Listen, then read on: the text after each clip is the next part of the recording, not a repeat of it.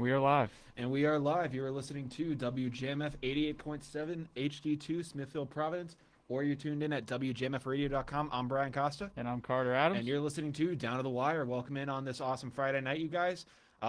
Usually when we're doing the show, it's kind of typical to, find things on the second day of the week, but it was a pretty eventful week. But before we do get started, we want to welcome in our special guest of the evening, our personal roommate, Jake Martian. He's been on the show many times before. Jake, how we doing? Great, thanks for having me. Jake, it's always good to have you on the show, man. Just having another voice in here is always a great thing to have. Let's just jump into it. So originally the title of the show tonight was gonna be titled The Chris Paul Effect, because we were gonna be talking basically about the incredible role that he's had, over in the NBA. We're gonna be getting to that a little later. However, I had to change it up at the last minute just because of the pure absurdity of this storyline. So, in NFL news, which is where we're going to start tonight, Browns quarterback Baker Mayfield is reportedly seeing aliens. I don't know if you saw this, but he went to Twitter and he literally tweeted out almost 100% M, his wife, and I saw a UFO drop straight out of the sky on our way home from dinner. We stopped and looked at it. We stopped and looked at each other and asked if either of us saw it. Very bright ball of light going straight down out of the sky towards Lake Travis. Anyone else witnessed this? And everyone is now going crazy about Baker Mayfield. What are your guys' thoughts? Well, I mean, we know they're real. Oh yeah, yeah. Definitely. So I don't blame him. Yeah, you're going full alien with this. Yeah, I mean, how could they not be? Yeah, I mean, I don't know if you guys have seen this lately, but lately with the with UFOs and stuff, COVID and everything this year has kind of been all crazy. NASA and a bunch of these organizations have just been releasing a ton of data on UFOs, and they've just been like, well, while the world is in shambles, might as well just throw this out there and kind of just and basically, well, no one's really caring about it, and no one is really caring about it, and Baker Mayfield goes out there, he tries to say his story, and everyone's like, this dude is crazy. Yeah, I honestly just don't understand what ulterior motive he possibly could have. So honestly, maybe he's going crazy. Maybe he's worried about COVID and started drinking like bleach or eating pods or something, and it went to his head. But I don't know. I mean, I'd buy it. I'd buy it at this point. I mean, listen, Baker, he had a fantastic season last year. Colin Cowherd was commenting on the situation too. I mean, they were like, listen, Baker had a really good season last year, but I don't know if I want my quarterback seeing aliens. And he basically was saying that, like, Aaron Rodgers did say that he saw, I guess, a UFO one time, but even he was basically like, Brett Favre said he saw aliens. Then he also said Tom Brady said he never saw aliens, to which Tom Brady replied to Colin Cowherd, how do you know that I've never seen aliens? And it's just sparked like a crazy kind of rumor right now, and it's just like, a lot of people are just like, poking fun at this right now. I decided to name tonight's episode 6 Mayfield Lane in kind of homage to the sequel to the Cloverfield movie 10 Cloverfield Lane. It just felt like it was kind of the perfect name to do tonight. Kind of makes you wonder, you're seeing all these UFO sightings, throughout the years, and I don't know. I feel like after a while you got to be like, are they all just crazy people? I feel like you're getting feel like there's just too many at this point for it to be like, oh yeah, these are all just insane people. Yeah, I agree. It's something we can't really wrap our heads around yet. Yeah. And that's why I think people are so quick to label people like Baker Mayfield crazies, because nobody can actually wrap their head around it. Yeah. And it's very possible that there is a completely different life form living among us, blending in with humans. Yeah. See, the Canadian Prime Minister, or ex-Canadian Prime Minister, even said that on live news.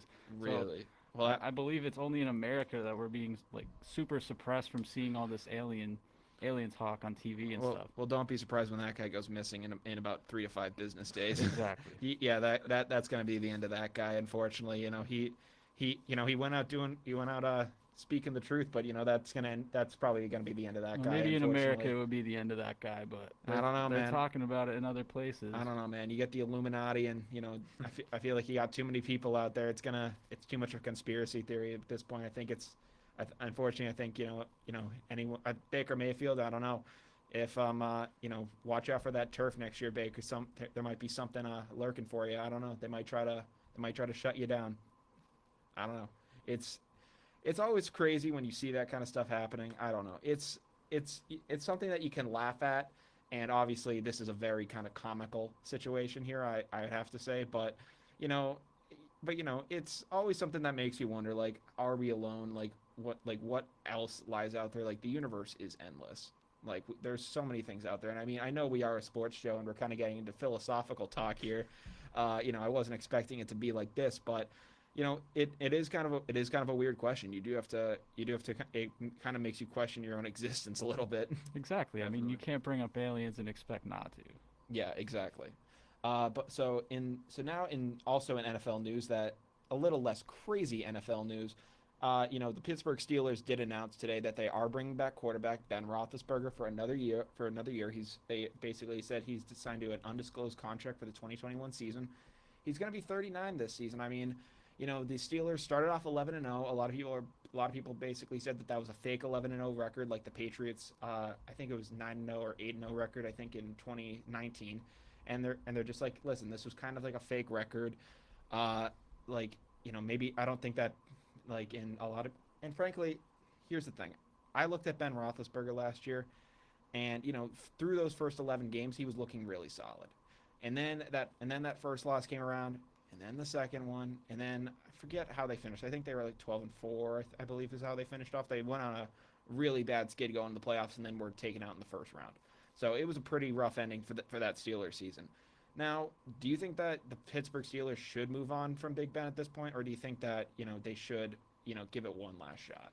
He took the team to where they were last year. I think he's obviously still got a little bit in him. Mm-hmm. Be stupid not to bring him back, especially when he's proven that he can overcome an injury and that sort. And take a team like that, very young, to where they at least were. Yeah, I mean, the guy had Tommy John surgery, so that, I mean, he literally is a surgery that MLB pitchers normally get. And I mean, the fact that he was able to come back, from that, and I think he threw like 33 touchdowns last year, had 10 picks, for which, say all you want about Ben Roethlisberger, he's a great quarterback, but he's always had interception troubles. Only having it be 10 picks in the season is, pretty impressive for him. So to kind of have those numbers down and off a year of Tommy John, I don't know how it affects a football player, but I at least know for a pitcher, it usually takes you a year to kind of get back there. And I mean, we're seeing quarterbacks play later into their careers now. I don't know if Big Ben is necessarily in the same athletic shape that you could say a Tom Brady was. I would really have to argue against that. But, if Pittsburgh is able to surround him with a bunch of guys, they feel very confident right now that he could be that, given the right type of weapons. I think Juju wants to come back, give him the right kind of guys, and, they could really run it. Yeah, I mean, he proved it last year. I'm excited to see what he can do again. Yeah, me too. I think at a bare minimum, they at least owe him a second chance. Give him a shot to come back and prove he's worth it. Give those young players another shot to not be so cocky. Yeah, I mean, right now the Steelers stop making TikToks. Yeah, I mean, the Steelers quarterback situation right now, I think they're going to have to figure out a little more before they decide to move on from Roethlisberger. They did bring in Dwayne Haskins of the Washington football team last year. And, Haskins, we talked about it on this show. I believe he was having some situations going on at strip clubs. He was missing team meetings. It eventually just led to him, having his captainship removed, and, ultimately led to him being cut from the team. So I think that Pittsburgh, before they want to maybe, put the football in his hands, they want to kind of say, like, all right, we're going to have you sit under this guy for a year, a real veteran quarterback, have you sit under him, learn the ropes, and then we'll kind of throw you out there. I feel like that's going to be, kind of the path they go. The path that Dwayne Haskins has gone down in the off season, and especially last year.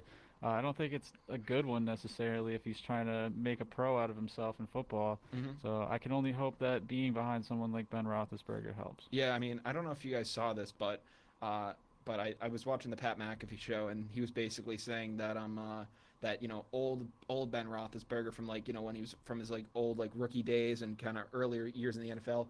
He was saying that him and Dwayne Haskins now would, be the best of friends. But, Ben Roethlisberger essentially went out, kind of found Jesus in a way, and has kind of turned himself into this good guy in a sense. But he's like, if this was Ben Roethlisberger from, like, 2008, he was like, him and Dwayne Haskins would be all around Pittsburgh just booling right now. Yeah, I mean, man had a rape scandal.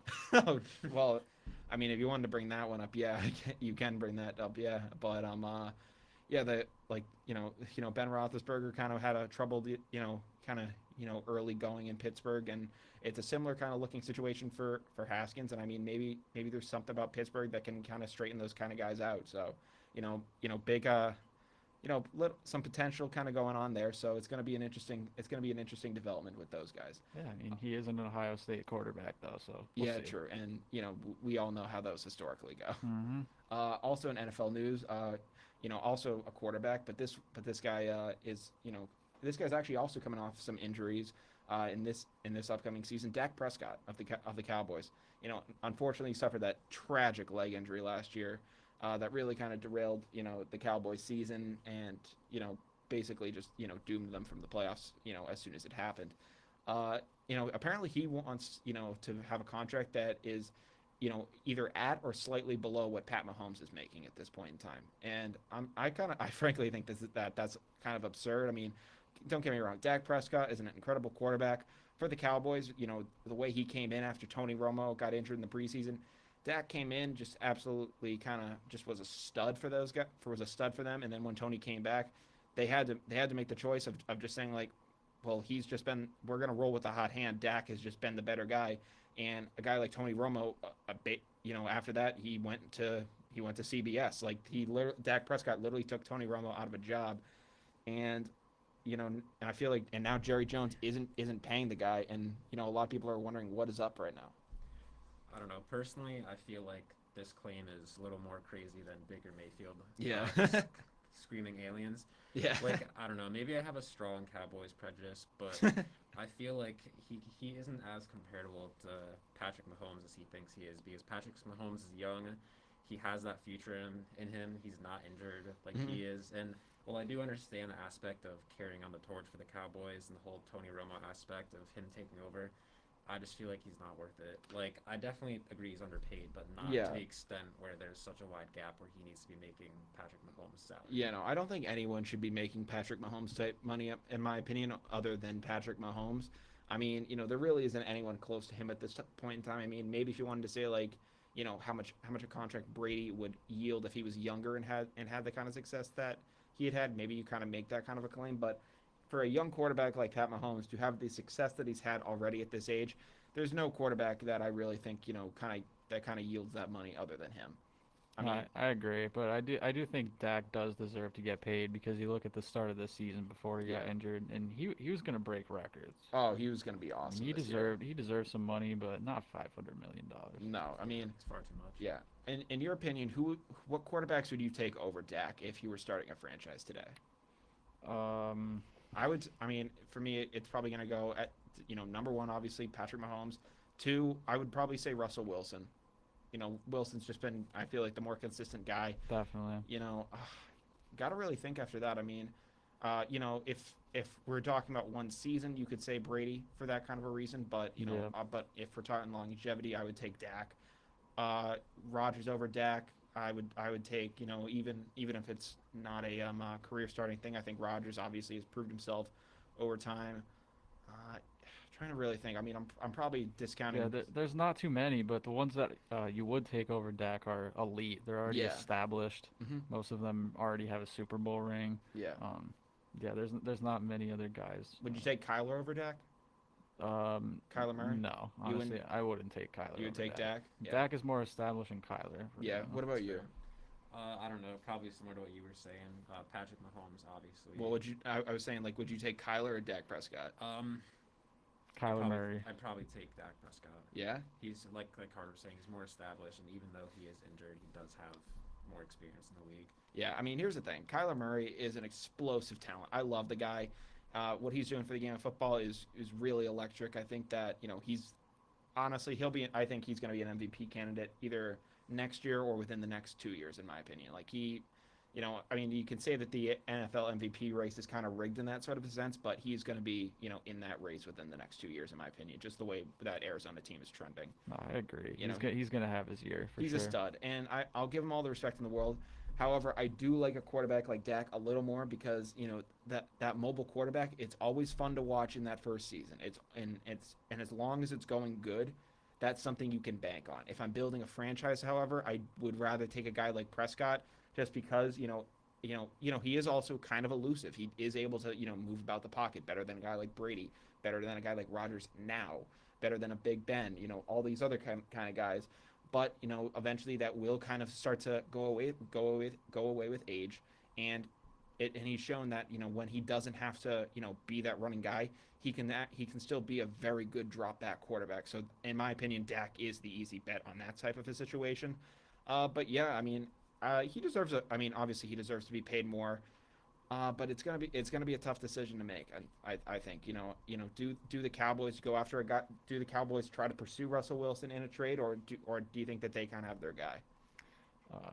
You know, I think they're honestly gonna try to move on from Dak Prescott. I do too. But whatever team gets Dak, they're getting one hell of a quarterback. Yeah, I don't know what the Cowboys are really seeing or not seeing with Dak, but I mean, I guess it has to be something internal with them, in my opinion. Like there has to be, some sort of leadership quality that they're not seeing, and I really don't understand what it would be. I mean, the one time Dak Prescott missed a practice, it was front page news or back page news of the local papers down there. It was like, oh my God, what is up with Dak? Because like he was just that consistent of a guy, and then obviously he had this awful leg injury. So, I don't know what the leadership quality problem would be. I mean, Jerry Jones has obviously, he's shelled out money before, so I'm wondering what is stopping him now. I mean, the only thing I could imagine, I don't know what Tony Romo made in his career, but I feel like, Jerry Jones is an older guy now, and I feel like he's probably thinking, if I give this money to Dak Prescott, I'm committing to this guy as the franchise quarterback, probably in the end of my tenure as owner of this team. Yeah. So I think he's probably thinking like, all right, if I'm going to make a run with this Cowboys team and with this squad, Dak is going to be the guy like that is going to be leading this team as I go out into the sunset. I think the only concern would really be playoff success over however many seasons he's been with the Cowboys. He hasn't really gotten it done in the playoffs, but it's not like Tony Romo did either. Yeah, I mean, it's also not necessarily his fault if the team around him can't get there. Exactly. So, I mean, it's more than just the quarterback in that situation. And finally, before we do transition to the NBA, Jake was talking to me about it earlier today. There have been a bunch of potential cuts on the way, cuts that have already happened. You mentioned today that Alex Smith officially was cut. We talked about it on Wednesday on the show that it was probably going to happen and where he could probably go.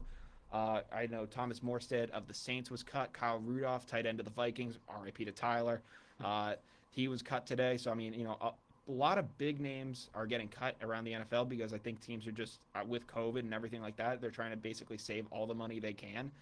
Where do you guys kind of stand on this? Like, what is, like, what do you guys think is, what's kind of your thoughts, at least in my opinion? I think with most of these scenarios, a team's going to win and a team's going to lose. Yeah. Because for every team that's dropping someone, another team's going to be like, I'm willing to pick them up. Yeah. So no. They need to be on the lookout for that. Yeah, and I mean, one of the good things that I am seeing right now is that apparently the Patriots are one of those teams that is going to have a lot of money to spend this offseason. I mean, I guess Kyle Rudolph is one of those guys that Kyle Rudolph is potentially linked to the Patriots, which I'm very excited about to have a formidable tight end back in our offense would be huge for us. I mean, we have missed Gronk sorely since he has left us at this point. So, getting another guy, a pass catching tight end for whatever quarterback will be throwing to him, it's going to be a boost for this Patriots team. And, a lot of people are wondering what Bill Belichick is going to do in an offseason like this.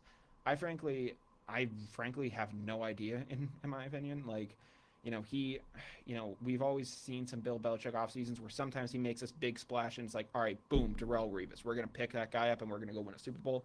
And then you see some other off seasons, come and go where, it's like you pick up some good skill players, some good role players here, but there's not really a huge move like that. But those were all in seasons where Bill Belichick was having winning records, going to the playoffs each year. This year he went 7-9. He does not want to do that again. I feel like he is going to try to, make at least some sort of a splash. Now, is that picking up a giant quarterback for a bunch of money? No, but I think he might try to, improve the defense, which he always aims to do. And I think he's going to add I think he's going to try to add pass catching weapons like Kyle Rudolph. And I think that there's some other wide receivers that are going to be up too. Yeah, I agree. I mean, adding Kyle Rudolph to the roster definitely can't hurt. But He's definitely going to be a solid veteran presence in the locker room. He works hard. Yeah, can't hurt. Oh yeah, no, he could. He's going to be he would be a huge addition for us. I mean, like you think of the guys on the roster right now. It's like Dalton Keene, Matt Lacoste, Devin Asiasi, Ryan Izzo. Like I'm sorry, like none of those guys have been able to do what Gronk was. I mean, there isn't like any tight end that could really do what Gronk did. And other than Travis Kelce and other guys like that. But you need to at least have someone who can be a presence. And that's the problem that the Patriots have had. Kyle Rudolph is that type of a presence. If we get him on our team, the Pats offense is going to be is going to move much better next season. Yeah, let's just hope Cam Newton's on our center. So that kind of concludes what we have in NFL news. In NBA news, this was originally going to be the topic of the show. We discussed it at the beginning. The Phoenix Suns have been on an incredible roll. I mean, Jake, you're an NBA fan. What are your thoughts on how they've been doing this year? I think they've been doing great this season. I think Chris Paul is showing that once again, despite his age, he has the ability to make a great impact on a team. And I think even just looking at his stats, like you can tell he's still putting up a considerable amount of points, but he really plays in the facilitator and the assist role. He's running the point, running the team basically. He's a great leader, and I think it's having a good impact on everyone else. Yeah, no, I have his numbers right here. So these might be a little off now because they did play a game. So I took these numbers on I think Thursday, like mid Thursday, and then I think they played a game that night. So these numbers might be a little fudged now. But from what I had, he's averaging 16.2 points a game, 8.8 assists, which leads the team. 4.7 rebounds, and then 1.2 steals per game, which also leads the team. So not only is he coming in there being a facilitator and being a good voice in that locker room, but he's actually making a difference on this team. So he's moving the ball around more. It's I feel like it's going to be like less ISO ball with Devin Booker. And while we are going to give some credit to Chris Paul, we did start to see the Suns team turn it around.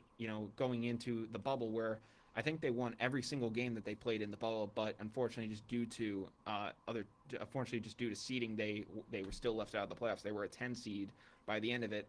I was looking at their record. So they were a 10 seed last year. In the 2018-19 season, they were the worst team in the West.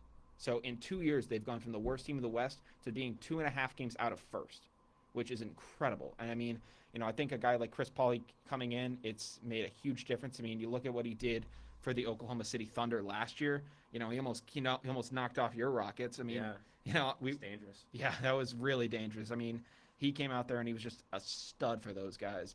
And it really, I think it really shocked the world. And him and Shai Gilgeous-Alexander, all those guys just came out there and and really just worked their butts off. And it almost resulted in a Game 7 victory for the Thunder, which would have been awesome to see. But now he's doing it again with the Phoenix Suns, and I mean, it just shows you that Chris Paul is an incredible leader, and I think that he's going to be an incredible coach one day. Yeah, I think he will too. But I hope he at least found a home for a little bit. I'd hate to see him as one of those players that's just going to be passed around the league as a veteran like that. Yeah, well, I think you're hopeful. I mean, I don't think that's going to be the case. He's going to want to get that ring by the end of his career, and I wouldn't be surprised if LeBron tries to get the banana boat crew kind of going out in LA. I mean, Melo's on the Trailblazers, and he's been a good piece for them, but maybe in an off season or something like that, he tries to get him there. And Chris Paul, I don't know what his contract status is right now. I'd have to see that. Yeah, Jake, do you mind looking up what the contract could possibly be for Chris Paul? If it's the end of his contract, he also could maybe be the type of guy to take a vet min deal. It's a 4-year contract. When does it expire? All right, yeah. Probably in 4 years. That's the wrong one. Yeah. 2-year contract. Okay. With the Suns. Oh, it's a 2-year contract with the Suns. All right, so he's going to be able to do it. He's going to be able to do something this year, and maybe the Suns try to flip him for some younger pieces, just like the Thunder did. I mean, I don't know that they should, because of just like look how far they've been able to come with him on the roster. I mean, he's 35 years old. And he's proven that he's been able to, he's been proven to, give them that edge. So I think just having a guy like that in your locker room who's also competing for you, it's the best of both worlds. It's really something awesome to watch. It is. So, the fact that, after he was done with the Rockets, I mean, things weren't looking great. It was going to be like, oh, he's going to be on this Thunder team. He's going to have to be on a rebuilding roster, and he's kind of going to get buried. and he basically said, screw that, I'm not going to be doing a rebuild here. I'm bringing this team to the playoffs. He made them a 5 seed, which was incredible for a team that we thought was going to be completely out of it. So he brought them into the mix, and he went to the Suns this year, and it's what he did with the Thunder times like 1,000 because of how well they're doing. I mean, Devin Booker has also stepped up his game a ton. DeAndre Ayton is looking better, and they're just working better as a cohesive unit, and it's awesome to see. Now, one of the problems that I am seeing with the Phoenix Suns that, obviously is not their fault. It's more just the fact that the refs in the NBA are starting to get soft. Did you see that Devin Booker got ejected the other day? No, I didn't. Yeah, so he got ejected from a game, and Jake, did you catch that by any chance of him getting ejected? I caught a small glimpse of it. Yeah, so I'm not the type of guy to be like, oh, the NBA players should be able to do whatever they want and have no consequences for it. I think that if you do cross a certain line, then yeah, you should be ejected. So what Devin Booker essentially did to get ejected, from what I can tell, is that I guess there was a stoppage of play, and he kind of just did like a bounce pass to a ref. I guess somewhat aggressively. It really didn't look like that in my opinion. It was just kind of an aggressive pass because he was probably angry. The competitive juices are flowing, and he ends up getting a double tech like a couple seconds later because he ends up just drawing with Dennis Schroeder of the Lakers, and they're kind of just going back and forth. He gets the double tech and he gets thrown out of the game, and everyone is just like, wait, Booker just got thrown out for that? And it was really ridiculous to see because luckily the Suns actually did go on to beat the Lakers, and we're able to stay alive without Booker on the court. But it's getting down to the wire like that. Nice little name drop on my part. But when it's getting to that point in a game, like, you can't just be. I mean, sometimes the ref does have to swallow their whistle a little bit, in my opinion. I agree. It sounds like he did not deserve that whatsoever. And you're right. The refs in the NBA are getting softer and softer. Yeah, I mean, listen, officials everywhere are getting soft, frankly. I mean, and I've always, had a thing about MLB guys, but, there is one MLB kind of encounter that I remember, and it's with Mets manager Terry Collins and an umpire. I don't know if he was thrown out for this, but I don't remember him. I don't remember ever seeing him get tossed. He probably did, but there was a situation where Chase Utley. I don't know if you remember this play, but he slid into the Mets shortstop in like the playoffs in like 2015. He broke the guy's leg, and a lot of people were like, "That is a dirty slide," and the rule had to get changed next year because the slide was so violent and the guy got really hurt. So flash forward to when the Dodgers are playing the Mets again for the first time, and Utley comes up to the plate.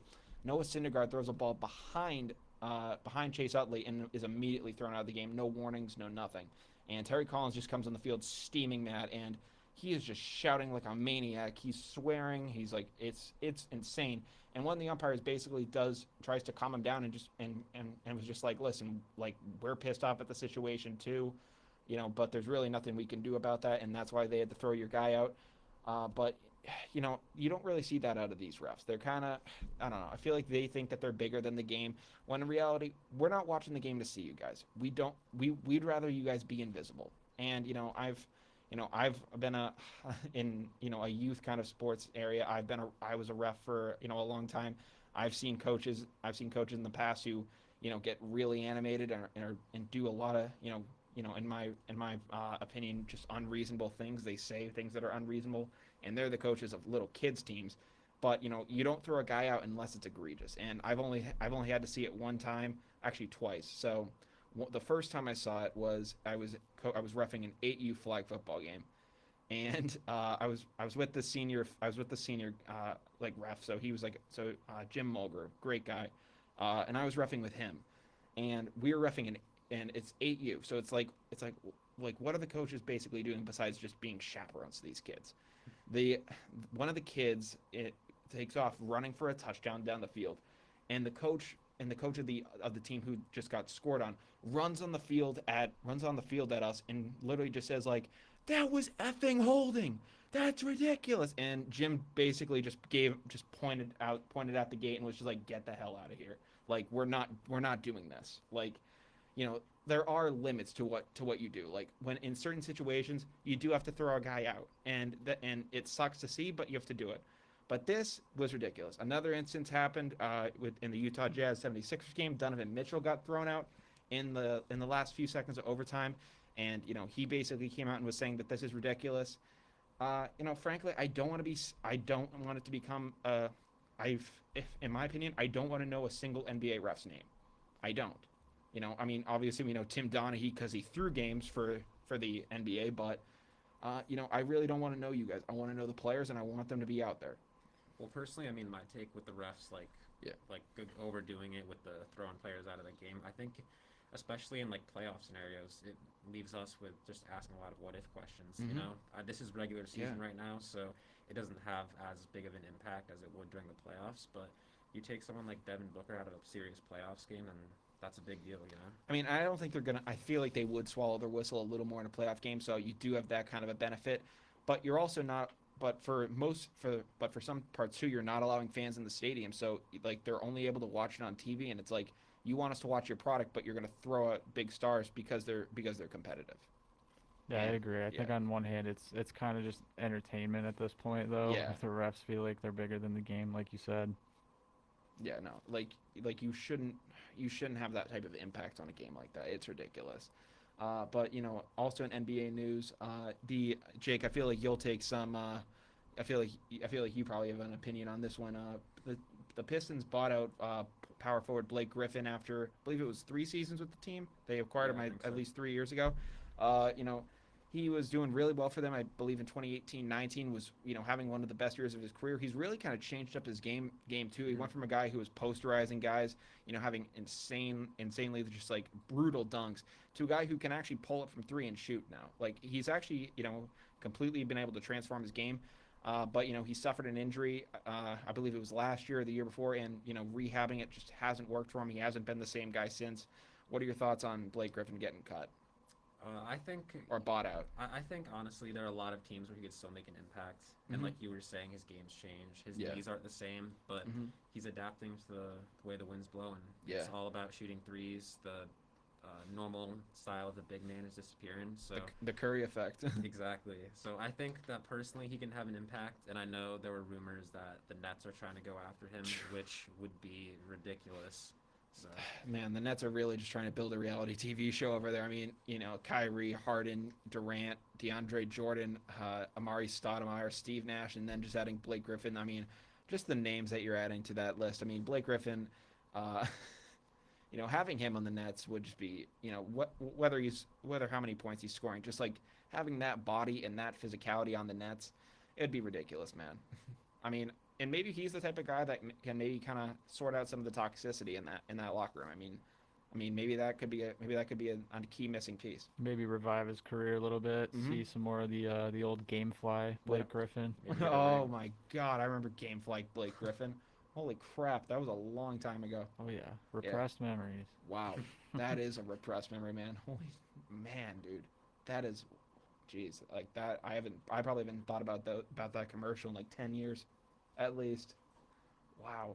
But yeah, no, I think that if you could go to the Nets and, let's be frank here, unless LeBron just goes Superman mode again, which, very well could happen, the Nets are going to be the NBA champs this year. Yeah, I think they're a real contender. So I think that Blake Griffin should definitely just go there, get the ring on his resume. I mean, you think that he's a Hall of Famer at this point? I'd say so. Yeah, he had a great impact with Lob City and all of that. Exactly. I think the same thing. I think that if he was to go there, get the ring on his resume, it's pretty much the last thing that's eluding him at this point. I mean, the legacy of Blake Griffin is pretty much established at this point. He's not going to do anything at this point to really change it. I mean, he's not going to go out there and win an MVP again. Like that's not the Blake Griffin that we're going to ever see. Like he's not going to go out there and win an MVP. He's not going to be a defensive player of the year. But if he can get that ring, finally just put the finishing touch on his legacy, then I think that his Hall of Fame status is secured. Maybe put the finishing touch on that Nets team too. Yeah, definitely agree. I mean, that would just be a dirty Nets team. My God. But that's kind of what we have in NBA news. In MLB news, some very sad news for me personally, and I think for a bunch of Red Sox fans. Longtime Red Sox outfielder Jackie Bradley Jr. is officially leaving Boston. He signed a 2-year, $24 million contract with the Milwaukee Brewers. The era of dominance of a dominant defensive center fielder. His reign in center field for the Red Sox has officially come to an end. What are your guys' thoughts on JBJ moving on? I saw a picture on What's the Word Mass today of him, Mookie, and Andrew Benintendi dancing in the outfield, Yeah. and it brought me back. Even though I'm not the biggest baseball fan, I think everyone can relate to watching that 2018 World Series, and Yeah. and Steal of an era. that team was different. Yeah. It was. So Yeah. The whole win dance repeat thing. I mean, just that entire outfield was amazing to watch, and the fact that they're all gone now is really tough. I mean, I've been hard on a guy like Chaim Bloom for the way he's been running the team. If he thinks that he can, build a brighter future with what he's doing, then so be it. But it's still gonna hurt. And he even said that the moves that he's making are probably gonna hurt. I mean, Jackie kind of said by his own volition he wasn't gonna be back, but you know, it's a tough pill to swallow. A fellow podcast colleague Robert Shelley over at the Pesky Pole podcast was pretty devastated by it, as Jackie Bradley Jr. was his favorite player. Uh, you know, with JBJ, amazing center fielder, one of the better fielders that the Red Sox have probably had in a long time. In terms of hitting, though, the bat was never there. I think the highest he ever hit one year was 283. I think that was in 2016, where everyone on the Red Sox offensively was having career years. Mookie, probably should have won the MVP over Mike Trout that year. Xander Bogaerts was an All-Star. I remember that entire what was it, that 2016 All-Star game. It was pretty much Red Sox and the Cubs basically were the two leading teams of the All-Star game. Like literally every player in the infield and outfield were almost all Red Sox and Cubs that year. It was wild to see, and it sucks that we're not gonna be able to see it does kind of suck that we're not gonna be able to see that outfield ever again. yeah, but I mean, based on the direction that the team was going, the writing was kind of on the wall, and Yeah. I can't say I'm really surprised. No, me neither. Listen, I think that JBJ is gonna have a lot of success in Milwaukee, a small market town like that. I feel like he's gonna gravitate really well towards there. He's gonna be teaming up with his former teammate Travis Shaw out there. He's gonna be patrolling the outfield with former MVP now Christian Yelich. Lorenzo Cain is also going. I'm trying to think. Is Lorenzo Cain still on the team? I think he is. So I don't know. How Jackie Bradley Jr. is gonna kind of work himself in there. I don't know if maybe you move Cain to left and Bradley in center. I think that would probably be the way they end up going. But that Brewers outfield is gonna be really solid. They were in the NLCS only I think 2 years ago, 3 years ago at this point. They probably just they really just need to rebuild that pitching staff at this point. I think they could make a legitimate run. Yeah, I agree. Mm-hmm. And I think finally, before we do go down to the wire tonight, we're gonna be talking about the UFC events. I think this is one of the crazier events of the year that at least in the early year that it's been so far. UFC 259 is coming up this weekend. It's featuring a bunch of great fighters. It's gonna have three title fights are gonna be on the line. Are gonna be on the line this Saturday. It's a crazy fight. So the first fight, the championship fight that everyone is talking about is Israel Adesanya, the last style bender, versus Jan Blachowicz. Blachowicz is the light heavyweight champion. Adesanya was a middleweight, but he went up in weight because he's trying to become the fifth double champ in history. I mean, obviously we know that Conor McGregor was the first one to ever do it. Daniel Cormier has done it. Amanda Nunes, who also is fighting this weekend, has done it. So he's trying to become the fifth double champ in UFC history. The guy he is just freaking nasty. He went, but he did come into the weigh-in. I think he is like the second, I think he was like the second lightest light heavyweight weigh-in ever. I think he was only 205 pounds at this weigh-in. So it's gonna be a very interesting thing to see. Adesanya has been always kind of a nasty guy. The way he combines all the styles, that he's called the last style bender for a reason.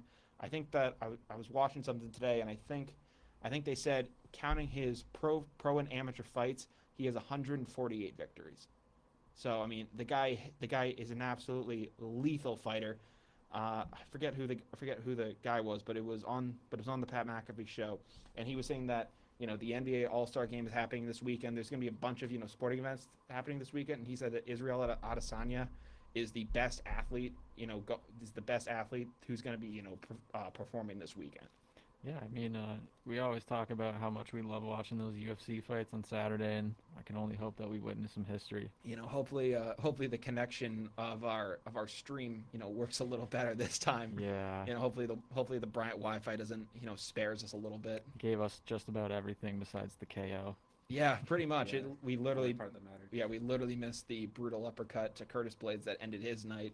But the second fight, at least on the card, if we're kind of going in a bit of a reverse order here, is Amanda Nunes versus Megan Anderson. It's the featherweight title. Now, a lot of people are, I just mentioned that Nunes is also a double champ. She was, I think, the third to win it or the fourth person to become a double champ, only double champ in the women's division. She's probably the best female fighter of all time. I mean, if I had to ask you guys, like, in terms of female fighters, who comes to your mind? I'd have to guess it's probably Ronda Rousey for you guys. Yeah, Definitely. Yeah, Amanda Nunes. I mean, I've seen the clip before, but Amanda Nunes put Ronda Rousey to shame. She absolutely killed her in the octagon. All those years ago when Rousey was still fighting, and basically the cool thing actually about the women's division in the UFC is that you think of like any kind of women's fighter in that division. You think of Amanda Nunes, who is probably the greatest of all time now. You think of Ronda Rousey, who, at least growing up, we probably like she dominated headlines at least in my opinion. I mean, Conor McGregor was always huge, but Ronda Rousey always was kind of like a headline name for us growing up. Like she was insane. oh yeah, You know, Yeah. it was her, Ronda Rousey, Chris Cyborg is another amazing fighter. She's had some problems with Dana White. Dana White's had some problems with her, but Nunes beat her to attain the title, and all those fighters. The good thing about the women's division is that they all are able to fight each other. Because they're all within a similar weight.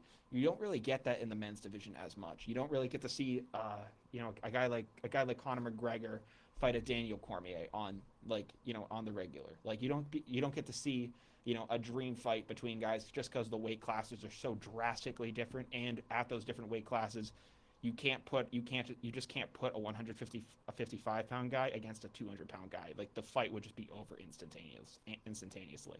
So that is something really cool to see there. I think Nunes is going to come out there and really just deliver it. She is I think she's putting her featherweight title up on the line right here. So I think that she will. I think she is going to take care of business tonight. Anderson is the number one contender for it, but she is basically putting a stop to any fighter who's been in her way. I think she's going to continue to do this, do it at least coming up on Saturday, and I don't think it's going to be any problem for her. And then the other like main card fight is I forget how you say his name, but it's like Petr Yan versus Alamon Sterling, and those guys are really good too. I don't know too much about them, but it's going to be a bantamweight bout. Really looks like it's going to be promising. And then there was another fight that Dana White was talking about. It was between this guy. It's going to be I think in the preliminary round two, and it's between this guy Song Yadong and Kyler Jenkins, I believe it is. I'm not too sure, but he was talking about this fight, and he was saying that even though these three fights are the kind of the big fights of the night, he was saying that this kind of preliminary non top three fight is going to be the fight of the night, because this guy Song Yadong is basically he's a 23-year-old Chinese prospect who is absolutely nasty. He hasn't lost a fight in 5 years, and the guy he's fighting against hasn't lost a fight in 3. And he just goes, yeah, those guys are physical, like their fights get bloody, and he was basically saying that this thing is going to be a bloodbath on Saturday. So that's going to be a fun fight to watch. All these fights, I think, are going to be really entertaining to see. But it is 7:51, and it is officially time to say that we are down to the wire, which means that we are going to go through everything we talked about in the past hour and let you guys get started on your weekend. So, obviously, once again, thank you to Jake for coming on the show tonight. We really appreciate it. Thanks for having me. Yeah, it's always fun to have you on the show, man. always. Yeah. But tonight we started off talking in the NFL about Baker seeing aliens. Just of course it's Baker Mayfield too. I'm sorry. Of all the quarterbacks to see aliens, is there any other quarterback you could see? I could definitely picture Antonio Brown seeing aliens. Maybe like Trevor Siemian. Why Trevor Siemian? What did he ever do to you?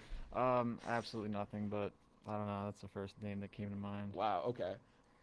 I could see Ryan Fitzpatrick seeing aliens. He seems like the type of guy. Yeah. I could see that. Maybe like Brock Osweiler or something. With the money he's making, he can see whatever he wants, and it's not going to matter. But in also in NFL news, we talked about Big Ben being back in Pittsburgh. What is that going to do for them going into this year? We talked about Dak Prescott demanding Pat Mahomes money. We think that's a little too high for him, in our opinion. We talked about the NFL potentially having a huge amount of cuts coming up. Diana Rossini over at the NFL basically was saying that prepare for like a mass kind of cutting of players. The Patriots, I think, we were talking about how the Patriots could play around with this. I forgot to mention they have $60 million in cap space to use, and that's without cutting any guys. I'm gonna imagine that they're gonna want to make some financial moves. So they're gonna have a good amount of money to work with in free agency. Some of them, I think, one of the more lucrative teams going into free agency, in the league. So that's gonna be really something fun to watch. In NBA news, we talked about the Chris Paul effect with the Phoenix Suns as they have gone from a 10 seed, actually, from a last place team from 2 years ago to a 2 seed now. We talked about NBA refs being real soft with Devin Booker and Donovan Mitchell getting ejected. We talked about Blake Griffin getting bought out by the Pistons and where he could possibly go. Jake is linking him to the Nets. We talked about that, and that could be a very lethal team. Definitely. Yeah, that could be something really fun to watch. In MLB news, we talked about Jackie Bradley Jr. going to the Milwaukee Brewers. He's signing a 2-year, $24 million deal to, officially end his tenure with the Boston Red Sox. Best of luck to JBJ. It was always a very fun outfield to watch. Him, yep. Benintendi, and Mookie Betts. It was always great to watch. I have like a kind of like a billboard like painting kind of it in my basement, and my mom was saying like it was right before the Mookie deal, and the rumors were out there, and my mom was just like, hey, do you want to have this? Like, even though that Mookie Betts is gonna be gone, I was like, yes, because like this is gonna be like this is gonna be like a moment in my childhood that I remember. Memory, I'll miss it. Definitely. And then before we ended up getting to this point in the night, we talked about UFC 259. It's gonna be tomorrow. It's gonna be a really good fight. We talked about Israel Adesanya versus Jan Blachowicz. We talked about Amanda Nunes versus Megan Anderson, and Peter Sterling versus Peter Yan versus Alamon Sterling. It's gonna be really fun. It's gonna be a really fun weekend, you guys. There's gonna be a lot of cool stuff coming up. I can't wait to talk about the results next week. But we're gonna let you guys get started on your weekend a little early. So from Down to the Wire, I'm Brian Costa, and I'm Carter Adams. I'm Jacob Marchand, and we hope you guys have a great night. Take care.